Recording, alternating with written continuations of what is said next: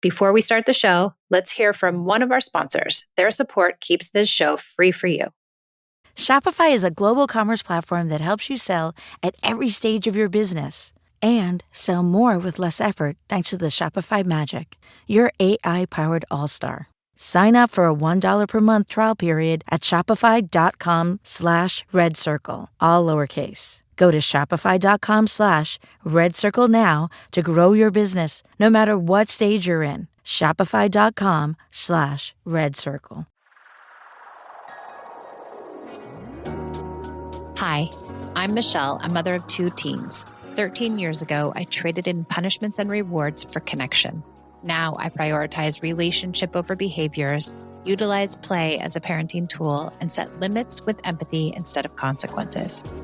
Each week, I share my journey and interview clients, experts, and followers. Thanks for joining me on the Peace and Parenting podcast. I'm so glad you're here.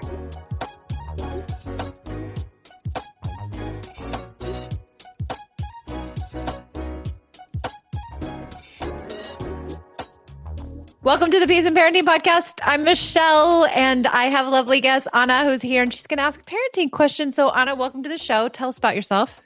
Thank you so much. My name is Anna. I am a mom of 2. I became a mom when I was 31, and then I had my second child when I was 36. So I started a little bit later. Yeah. Aren't we all? You had your kids almost exact same time I did. I had my youngest when I was 30, or my oldest when I was 33, and my youngest when I was 36. There we go. See? Yeah. I wouldn't change it. No, but I think it's all good. I have more energy. Yeah, it's perfect. It's actually perfect.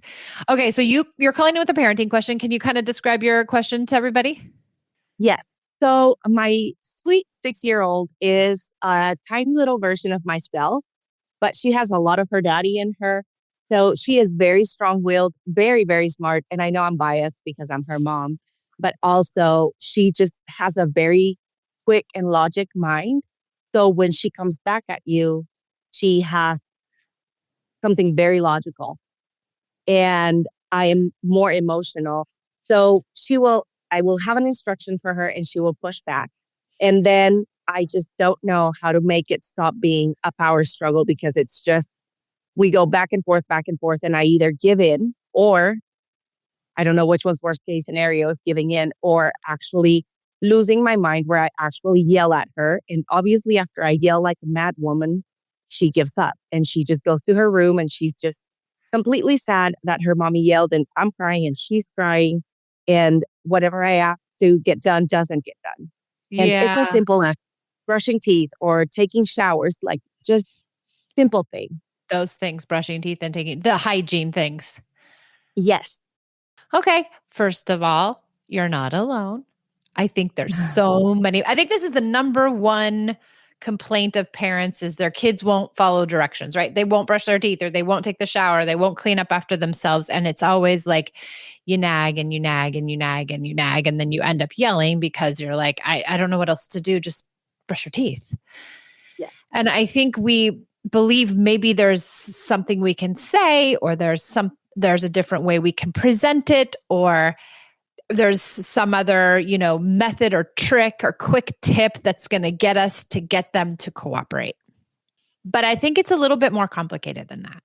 And so I think if we just zoom out for a minute and think of this idea that cooperation and connection go hand in hand. So when connection is low, so is cooperation. So in those moments where she's pushing back and she's saying no, and she's defying you, she needs connection.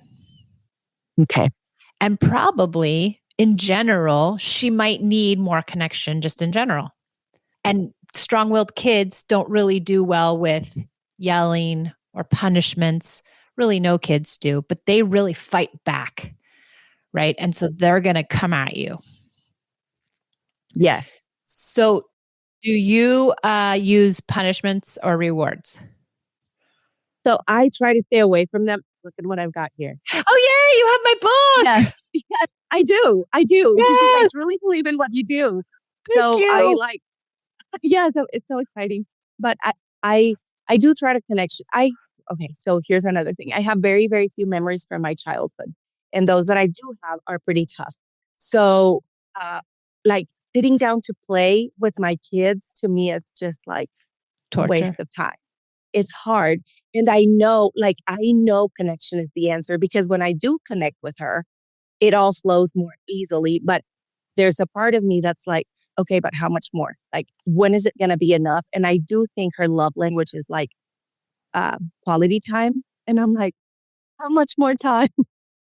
So, Well, okay, let's talk about that, and then we'll get to all of it. But I think that's a really good point, Anna, because we don't prioritize connection in this world and in our homes with our parenting. We really prioritize productivity. We prioritize the checklist. We prioritize getting everything done. And in doing so, connection is like, okay, well, I'll do that later, or I'll have a little bit of connection when I have time, or we'll do a little bit playtime here, or we'll do a little bit of playtime there. But really, connection should be like food and water. It should be way up here at the top, because when we prioritize connection and we put it forefront of our mind and in our families, all the other things are easier. The cooperation is easier. The brushing the teeth is easier. The sibling relationships are easier. Everything's easier when we prioritize the connection. But we're always trying to just like put it last or stick it in a little bit of it. Or, it's like, oh, I've been doing all this stuff all day and now I have a little bit of time to play. We don't prioritize connection as like the most important thing. So I think really like prioritizing it, like, do you have a connection plan? Like when the kids were little, I used to like to do this connection plan. Like I'd start my day with connection. Like, are we going to play hide and go seek? Are we going to play tag? Are we going to play something really exciting and fun for 15 minutes or 10 minutes in the morning so that I'm starting my day out with food, water, and connection? okay, I do try to connect in the morning, but I had never thought of it in the level of food and water, because you start the day and you try to feed your kids and get them to drink something. But I had never put it into that level of importance. Yeah. Well, because nobody put it in that level of importance for us, Yes. or any level of importance, really. And so just that mindset shift, right, can help you say, okay, I'm going to start my everyday with connection. And then not just in the morning, but then thinking, okay, if my kid is, your daughter's school age, so she's going to go to school and be disconnected from you for 6-7 hours. So when she comes home, she needs connection again, right? Because her cup is empty. So we kept her home another year because she's a December baby. Okay, So so she's she's starting home. first grade. And we do some, like I said, she's very bright. So she's starting to read and write and stuff. And so I'm trying this last year before she goes to school to solely focus on just being with her. So, but I know that I know she's going to go to school and I know it's going to be tough on her and on me, or it might be Yes. easier on me. No, it'll be tough because she'll probably come home dysregulated, right? And feeling the effects of school and being away from you because she's been with you for all this time. So then if she's staying home, then that's probably not an issue at all. But, you know, how are we using the other tools of connection? So the other tools of connection are, and then we could talk about how we're going to use them in the moments where you're having the cooperation issues, but empathy and play and setting limits with empathy and special time. So I always recommend, and you'll know because you read my book and you've probably listened to the podcast, but daily special time is super important. And if you're already doing that, amazing. Just make sure it's led by her. And then I think in these moments where she's having a really hard time, the tool of play can be super helpful. So can you be playful around the things you're asking her to do? Like if it's brushing teeth, can we say like, ooh, do you smell my breath? My breath smells so bad. Do you smell my breath? Do you smell it? It's so bad. Can you smell it? I need to brush my teeth. What about your breath? How's your breath? Did you smell it lately? Let me smell it. Blow in my face. Let me smell your breath. Ooh, my goodness. I think you need to brush those teeth. Come on, let's go do it together. Can you be playful around some of these instead of asking and asking and asking? Can you turn it into a game? Can you ask her, is it our brother or sister? Brother. Can you ask her brother to brush your teeth? Can you ask your daughter to brush your teeth for you? Can you use play to get it feeling like it's not a task and to feel more connective? Okay. Yes. I haven't done it with a toothbrushing, but we have a calendar and then we have a race where it's like, I'll race you, I'll shower before you do. Or if you, oh, I actually do give her a reward. If you do shower, I'll let you watch a TV, like a turn on TV. And it doesn't work. No. Like sometimes Okay, it works, good. but it's a hit or miss. Yes, it's a hit or miss. She's like, no, I don't want to. And even if I make it playful, it's still a no. So there are times that not every time, I'm not playful every time, but there are times that even though I'm playful, her answer is still no. Well, she's not always going to say yes to you. She is going to say no to you. I love And I mean, I think what happens is we were expected to say yes to our parents. If we didn't say yes to our parents, then, all hell broke loose. yes. So we're like, wait, I'm sorry. I'm sorry. You said no to me? Like no, you have to say yes. You can't say no, but she can say no and she will say no. And we want her to say no. And we want her to have free will. And so I think with the bath time, you might start asking her, because she's 6, you might start asking her, are you ready to have a bath tonight? Give her some autonomy and some agency in herself. Let her decide, do you want to take a bath tonight? Are you dirty? Let me smell those armpits. You smell those armpits. Are you dirty? Are you ready for a bath tonight? And if she says no, maybe she doesn't have to take a bath every night. And maybe she can have some choice. He doesn't do it every night. Great. So I am very pro my children are allowed to say no because of what I went through in my childhood. So I do believe children should say no. But at what point? At what point is it okay? That's 4 days in a row you've said no, and I know you need a bath now. Yeah. So I think this is a really good point, a really good question, and something that so many people struggle with. So this is really good. We are going to take a short break from our show to hear from our sponsors. Without their sponsorship, I wouldn't be able to bring you the Peace and Parenting podcast free of charge. So I'll see you back in just a few minutes. Shopify is a global commerce platform that helps you sell at every stage of your business and sell more with less effort thanks to the Shopify Magic, your AI-powered all-star. Sign up for a $1 per month trial period at shopify.com/redcircle, all lowercase. Go to shopify.com/redcircle now to grow your business no matter what stage you're in. Shopify.com/redcircle. Are you sick of the sibling fighting? Are you tired of asking your child to do the same thing over and over and over again, only to end up using threats and bribes to try to get them to cooperate? Well, it doesn't have to be like that. You can learn the ideas of connection through our Connected Parent Mastermind group coaching program. We meet 3 days a week. Myself and my 2 coaches hold meetings. We also give you access to all of my online materials, meaning 10 modules of instruction, PDFs, podcasts, and my book. You get to join our school community and interact with coaches and myself and so many parents who are doing this work just alongside you. So if you're feeling stuck, or if you want to accelerate your connected parenting practice even further, join the Connected Parent Mastermind. Click the link in the show notes for more information.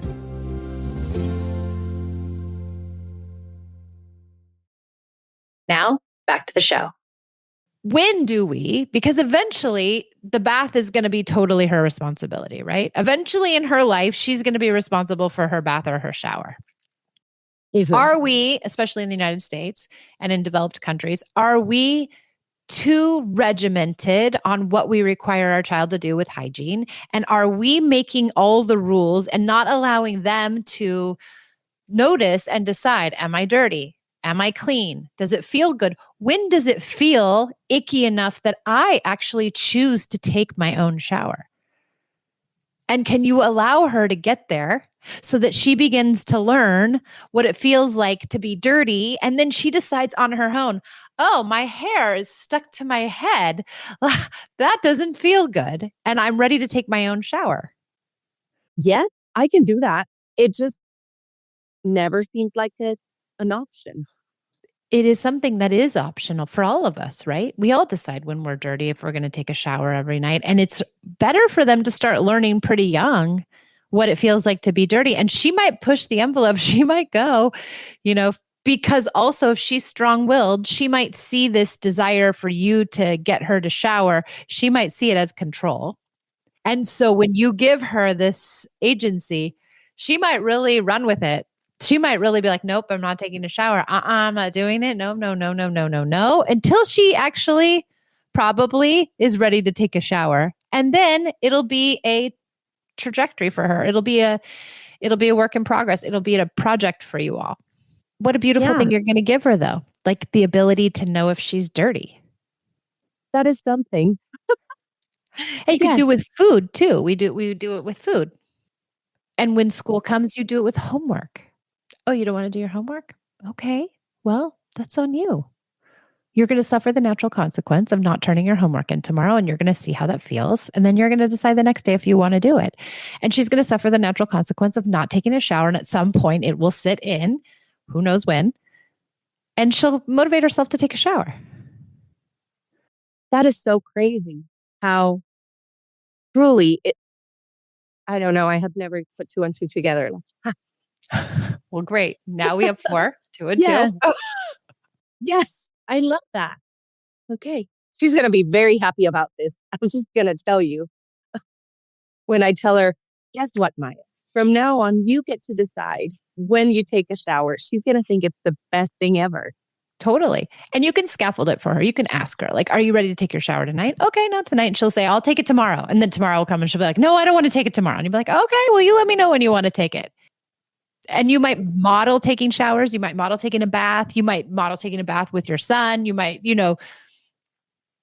but I think it's a really good practice for all of us. We do this with bedtime. We do it with food. We do it with showering. We can't really do it with brushing the teeth. We use more play with brushing the teeth because we don't want their teeth to fall out. But I'd really lean into the play with brushing the teeth, and I would lean into play with some of the other ones. Okay. And then I would really lean into, I don't know if I would stay away from the rewards because the rewards, especially for a kid like her, will feel controlling. She'll feel like you're trying to make her take the shower or bath by giving her the thing. And she's so strong-willed. She's like, no, forget it. I don't want it. Yes, she is. Like, even with the teeth. So because I have read that, if you explain to them the reasoning of why they need to brush their whatever. So I've done that. And I told her, you don't want your teeth to fall out. Her answer was literally, Mom, I'm going to get new teeth anyway. She's right. And there's a reason why they get new teeth is because they don't brush their teeth very well these next few years. They don't know how to do it. They don't know how to take care of their teeth. And so it's a natural thing too. And I don't know if you're really like tight and like worried about it and like stressed about it. Not really. I mean, not a lot. But there are things that I'm like, how far do I need to push on this? And Yeah. or helping me pick up her mess. There's the voice in your head that says if she doesn't pick up, then when she's a teenager, she's never gonna help you and it's always gonna fall on you, all that. Yeah. Well, I think with the cleaning up of the messes, it's fun to make it a game. It's fun to use play, and it's fun to also help them when they're 6. It's hard to like really require it of them. But as she gets older, in our house, we really say like, your room is your room. You can have your mess in your room and that's on you. And you can clean it when you want and you don't have to have it clean. You can have it as dirty as you like. And like the showering, they figure it out. It gets so messy that they get uncomfortable and then they'll finally clean it. And then it'll get so messy again that they'll clean it.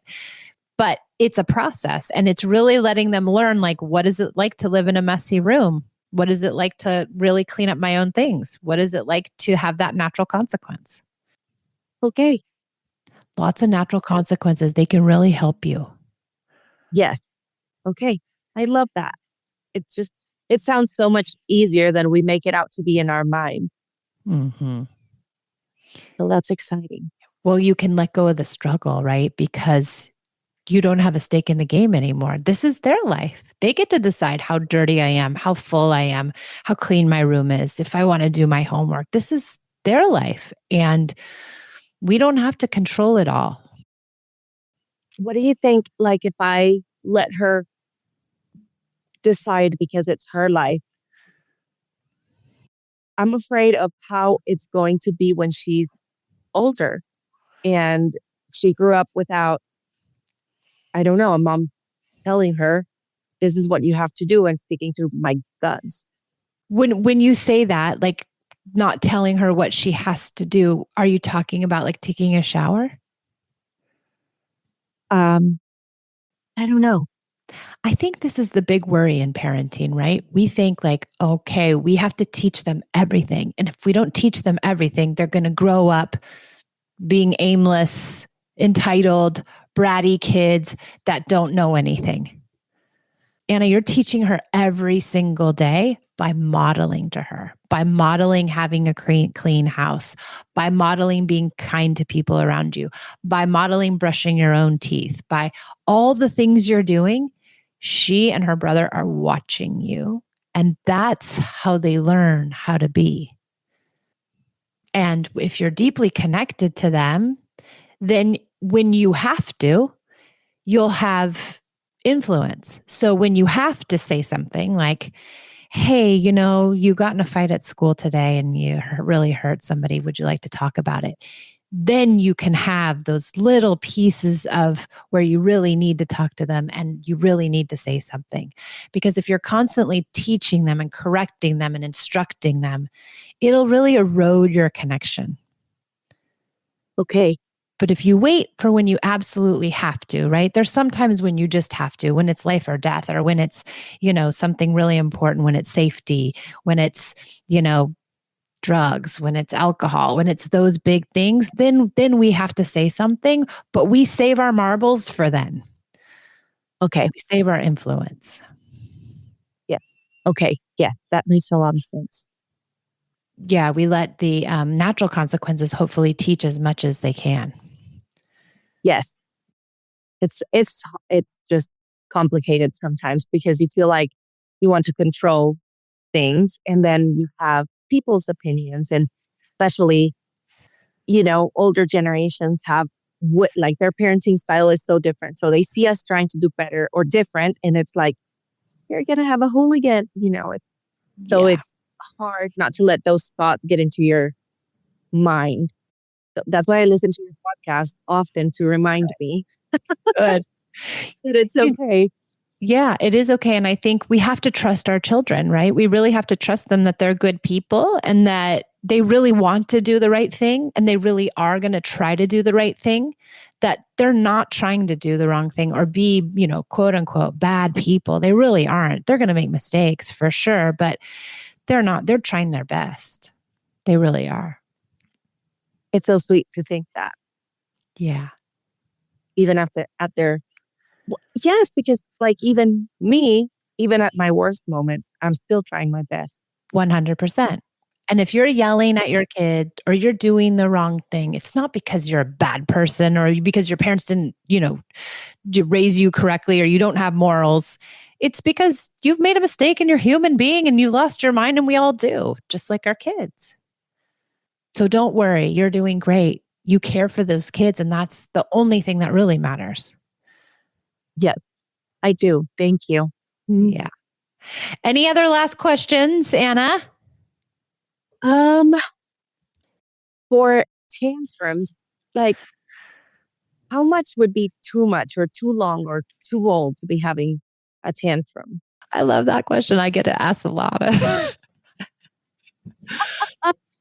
When do we So stop? Exactly, because people aren't really asking you how much is too much or how old is too old. What they're really asking you is, please make it stop, or when is it going to stop, or I can't take it anymore.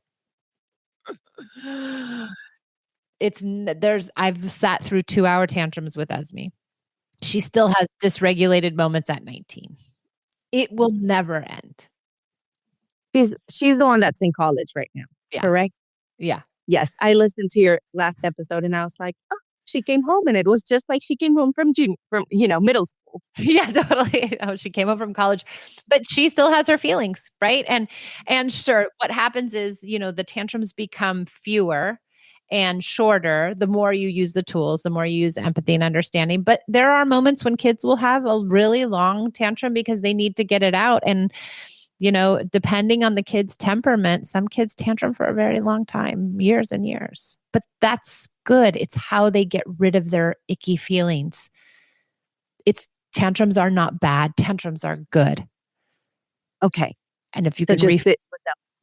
sit with her and stay with her and be present with her, and don't worry if it gets bigger or louder or stronger or harder, just means she has big feelings in there that she needs to get out. Okay. And when you stay with her, that becomes connection. That becomes another piece of connection inside of your relationship that will strengthen your bond. Okay. Good. There's hope. You're doing it. Yay. Yay. You're doing it. You're doing it. We're all trying. Yes, we're all trying. We really are. Well, I'm so glad you came on the podcast. Thank you for asking your question, Anna. Thank you so much for having me. I am so excited. I love all your content. Thank you. I'm so glad you're here. Thanks, everybody, for listening to the Peace and Parenting podcast. We'll see you next time.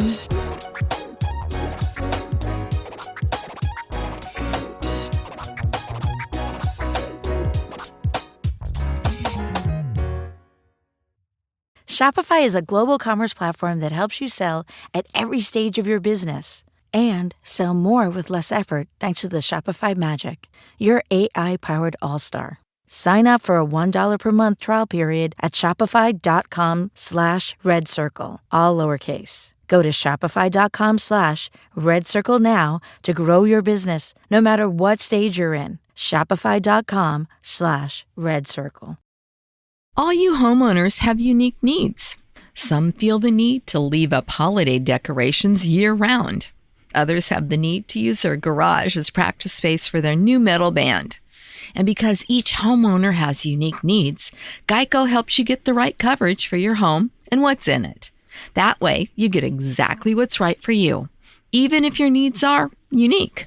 Get more with Geico.